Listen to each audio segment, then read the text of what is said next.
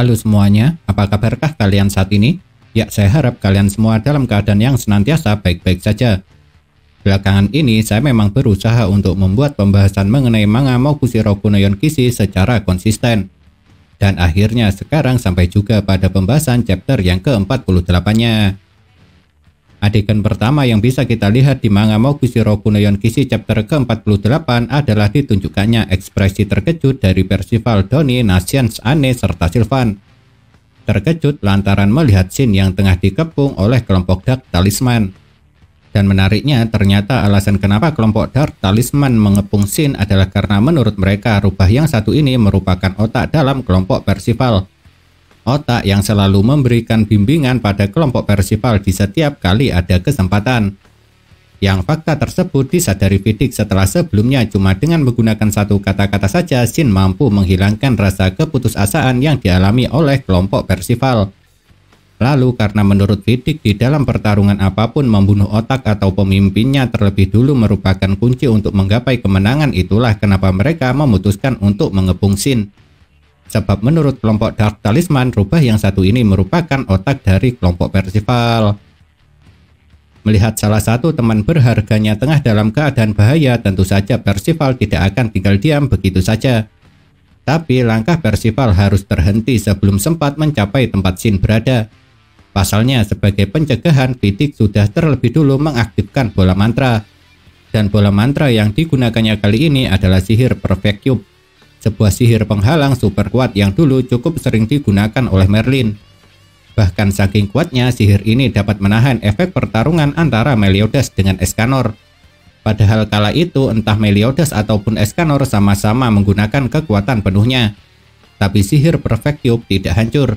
Jangankan hancur, bahkan retak pun tidak sampai pertarungan kedua orang tersebut selesai. Sebelumnya saat Vidic melancarkan serangan diam-diam dari belakang, memang terlihat kalau ada yang menyerang kaki Percival untuk membuatnya terjatuh. Dan waktu itu kita masih belum tahu siapa yang melakukannya. Dan ternyata yang melakukannya tidak lain adalah Shin. Yang hal itu diungkap oleh Vidic di chapter ini.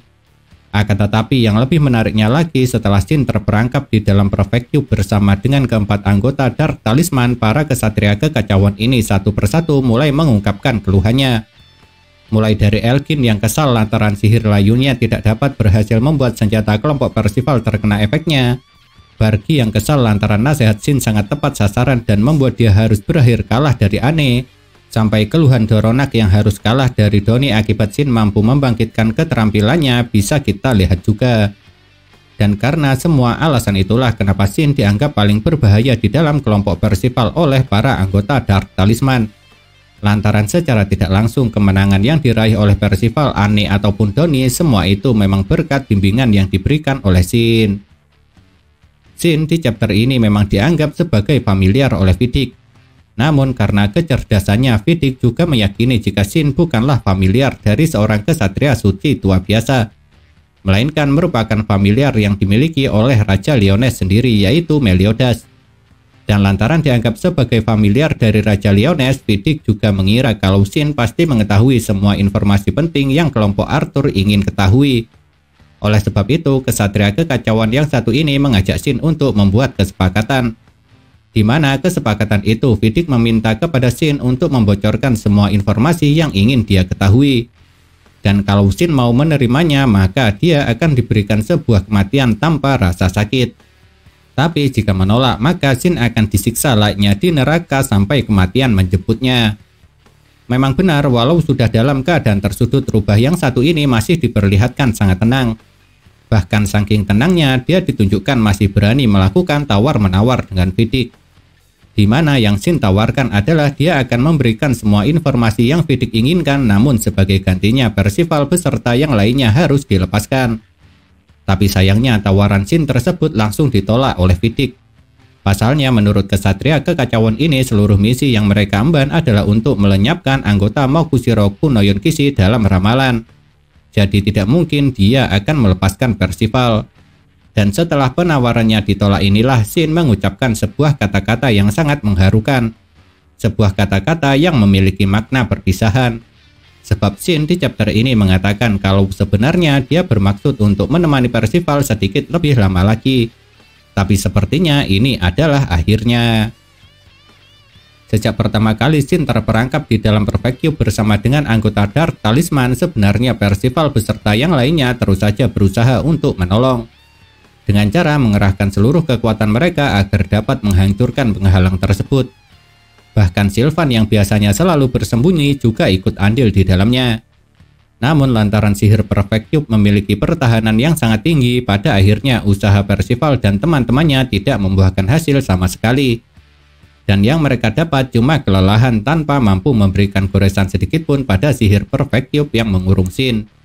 Dan tentu saja setelah berjuang mati-matian tapi tidak membuahkan hasil, membuat Percival, Donnie, Nasian, serta Anne menjadi sangat kecewa serta sedih. Kecewa pada dirinya sendiri, lantaran mereka tidak bisa melakukan apapun di saat Shin sedang membutuhkan mereka. Lalu rasa kecewa serta sedih Percival, Donnie, Nasian, serta Anne semakin bertambah setelah mendengar kata-kata yang diucapkan oleh Shin. Sebuah kata-kata yang memiliki arti perpisahan, yang hal itu tentunya sama sekali tidak diinginkan oleh mereka semua. Memang benar Shin telah mengucapkan kata-kata perpisahan kepada Percival. Akan tetapi menariknya ternyata alasan kenapa Shin mengucapkan sebuah kata perpisahan bukan lantaran dia ingin menyerah, melainkan karena Shin bakal melakukan perlawanan. Perlawanan yang bisa saja membuatnya kehilangan nyawa. Lalu lantaran Shin tidak mau menerima kesepakatan yang telah ditawarkan, inilah pada akhirnya Vidic mengambil tindakan.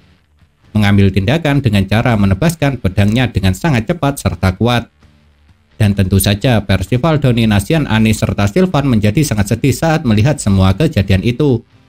Sedih karena menganggap mereka harus kehilangan Shin untuk selamanya tanpa bisa melakukan apapun. Namun disinilah kejadian paling menarik serta mengejutkan mulai terjadi. Pasalnya, tebasan pedang Vidic rupanya sama sekali tidak berhasil mengenai Shin. Sebab Shin secara tiba-tiba sudah menghilang dari hadapan mereka. Dan tentu saja hilangnya Shin dari hadapan mereka ini berhasil membuat para anggota Dark Talisman merasa sangat terkejut. Tapi yang paling terkejut dari keempatnya adalah Elgin. Soalnya tanpa dia sadari 5 buah anak panah sudah menancap di tubuhnya. Yang membuat Elgin harus langsung meregang nyawa tanpa memberikan perlawanan. Sedangkan Shin yang pada awalnya menghilang sudah terlihat kembali tepat di belakang Elgin yang tumbang. Apa yang terjadi pada Elgin pastinya membuat Vidic, Bargi, serta Doronak menjadi sangat terkejut. Terkejut karena sebagai seorang kesatria kekacauan mereka bisa tidak menyadari ataupun melihat bagaimana kenapa Elgin bisa tiba-tiba tewas dengan anak panah yang menancap di tubuhnya. Dan tentu saja yang dituduh menjadi pelakunya adalah Shin. Soalnya serangan anak panah tersebut tidak mungkin berasal dari luar Perfect Cube. Namun saat dituduh bukannya mengelak, Shin malah dengan santainya menjawab, jika kau siap untuk membunuh, seharusnya kau juga siap untuk dibunuh juga. Bahkan rubah yang satu ini juga mengatakan apakah mereka ingin melihat yang seperti ini lagi. Atau dengan kata lain, kali ini giliran Shin yang memberikan ancaman. Sebagai seorang kesatria kekacauan, pastinya mereka tidak akan terima saat mendengar apa yang dikatakan oleh Shin. Apalagi Shin juga sudah membunuh salah satu rekan mereka. Dan saking tidak terimanya, Bargi tanpa pikir panjang langsung menggunakan sihirnya untuk melakukan serangan. Hanya saja serangan sihir angin tersebut sama sekali tidak berpengaruh terhadap Shin. Yang ada Bargi juga harus ikut meregang nyawa sama seperti Elgin, yang tewas dengan tubuh tertancap beberapa anak panah sekaligus. Sebenarnya serangan yang dilancarkan oleh Bargi bukannya tidak mengenai Shin. Namun entah dengan cara apa dan bagaimana saat terkena serangan, tubuh Shin malah seperti memudar begitu saja. Dan ketika melihat semua kejadian ini, yang terkejut bukan cuma sisa-sisa anggota Dark Talisman saja, melainkan Percival, Donnie, serta Nasian juga diperlihatkan terkejut dibuatnya. Pasalnya setelah melihat anak panah yang menancap pada tubuh Bargi, mereka bertiga menyadari serta mengingat sesuatu. Di mana ketika di kampung halaman Nasian, familiar Talisker juga harus berakhir tewas dengan tipe anak panah yang sama. Itu berarti yang sebelumnya membunuh familiar Talisker juga adalah Shin. Hanya saja saat itu mereka bertiga tidak ada yang mengetahuinya. Dan mereka baru mengetahuinya sekarang setelah melihat secara langsung Bargi tewas dengan anak panah yang sama. Sebenarnya bukan hanya 2 kali Shin melakukan hal seperti ini. Pasalnya familiar Tamdu sebelumnya juga mengalami nasib yang sama. Cuma kala itu entah Percival, Donnie, Nasian ataupun Anne tidak ada yang melihat ataupun mengetahuinya. Sebab kala itu mereka berempat masih dalam wujud bayi setelah terkena sihir kepunyaan Artback. Di manga Mokushiro Kunoyon Kishi chapter ke-48 ini, setelah Elgin serta Bargi tewas, kita memang bisa melihat kemarahan dari Doronak. Marah lantaran tidak terima melihat dua rekannya dihabisi tepat di hadapannya begitu saja. Dan saking marahnya, dia sampai tidak peduli lagi dengan apa yang ada di sekitarnya ataupun ucapan dari Vidic. Sebab meski tahu dia sedang berada di dalam Perfect Cube, Doronak justru mengaktifkan sihir impact-nya. Yang tujuannya sudah sangat jelas karena dia ingin membunuh Shin. Namun yang terkena teknik impact tersebut tentu saja bukan hanya Shin saja, melainkan semua orang yang ada di dalam Perfect Cube juga mengalaminya. Sebab jasad Elgin serta Bargi harus terlempar dan menabrak penghalang sihir Perfect Cube yang membuat luka di tubuh mereka menjadi semakin parah. Sedangkan Vidic juga harus ikut terlempar meskipun tidak sampai menabrak penghalang sihir. Tapi jika yang lainnya terlempar berbeda halnya dengan Shin. Soalnya dia tetap bisa bertahan di tempatnya berdiri. Lalu disinilah kejadian yang paling mengejutkan terjadi. Yang mana di tempat Shin berdiri sudah tidak ada lagi sosok rubah berwarna pink, melainkan telah berubah menjadi seorang manusia. Lalu setelah itulah ada sebuah kejadian yang kalau menurut saya sangat menarik. Di mana ketika orang ini melakukan sebuah pukulan sederhana kepada Doronak, langsung dari mulut, hidung, mata, serta telinga kesatria kekacauan ini keluar banyak darah. Yang membuktikan pukulan sederhana ini memiliki daya serang yang sangat kuat sekali. Sebab jika tidak kuat, tidak mungkin Doronak yang memiliki tubuh sangat besar bisa dibuat terluka sampai seperti itu. Akan tetapi saat melihat rekannya yang tersisa sudah terluka parah, dengan tanpa ampun Vidic seketika itu juga melancarkan serangan tebasan. Serangan tebasan yang langsung menuju ke arah Doronak. Dan alasan kenapa Vidic melakukan hal seperti itu lantaran dia berharap tebasannya tersebut dapat mengenai seseorang yang masih memukul Doronak. Hanya saja sayangnya harapan Vidic tidak menjadi kenyataan. Soalnya orang tersebut berhasil menghindar sebelum tebasan pedang Vidic mengenainya. Apa yang dilakukan oleh Vidic kepada Doronak memang bisa dibilang sangatlah kejam. Bagaimana tidak, dia dengan teganya membelah tubuh rekannya sendiri. Namun kekejaman Vidic sebelumnya juga sudah pernah diperlihatkan, di mana dia dengan santainya memenggal serta memotong tubuh Tamdu yang juga merupakan rekannya sendiri. Tapi saat melihat kejadian itu yang paling terkejut adalah Anne. Karena saking terkejutnya dia sampai memeluk Percival. Dan sepertinya ada alasan lain kenapa Anne memeluk Percival. Lantaran bisa saja Anne memeluk Percival supaya Percival tidak melihat kengerian saat tubuh Doronak terbelah menjadi dua bagian. Setelah serangannya gagal di chapter ini, Vidic memang diperlihatkan mempertanyakan mengenai identitas seseorang yang telah membantai semua rekan-rekannya. Dan disinilah akhirnya terungkap siapa orang tersebut. Yang ternyata dia adalah Lancelot, putra dari band anggota Nanatsu no Taizai. Itu berarti Shin adalah Lancelot. Sebab setelah di dalam Perfect Cube Shin menghilang, secara tiba-tiba Lancelot muncul. Lalu sekarang menjadi jelas sudah kenapa Shin bisa mengenal Raja Periban. Karena dia merupakan putranya. Lalu kenapa Gowther juga terlihat akrab dengan Shin, karena Shin atau Lancelot adalah putra sahabatnya sendiri. Dan yang terkejut dari terungkapnya fakta ini selain para pembacanya tentu saja adalah Percival, Donnie, Nasiens, Anne, serta Sylvan. Soalnya mereka pasti tidak menyangka jika Shin ternyata adalah seorang manusia yang tengah menyamar. Bahkan Sylvan saking tidak percayanya sampai mengatakan ternyata kau bukan seekor rubah.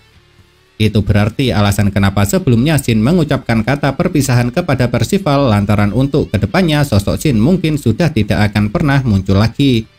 Lantaran dia telah kembali menjadi Lancelot. Yang itu artinya Shin tidak akan lagi menemani perjalanan Percival. Sebab yang akan melakukannya merupakan wujud aslinya yaitu Lancelot.